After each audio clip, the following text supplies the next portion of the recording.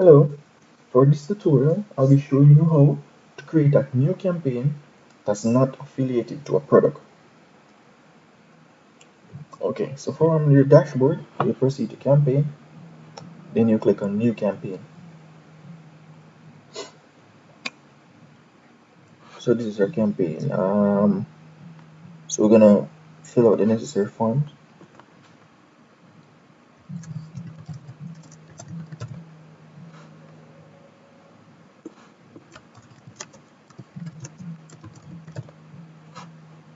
And we add the link to our image,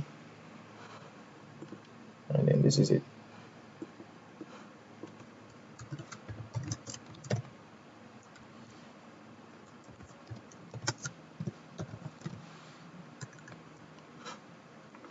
Click on save,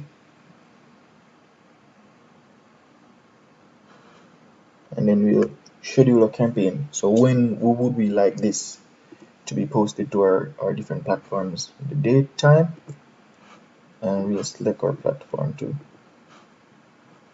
About 9:30 p.m. I want to post it on Twitter, and then we'll click schedule campaign.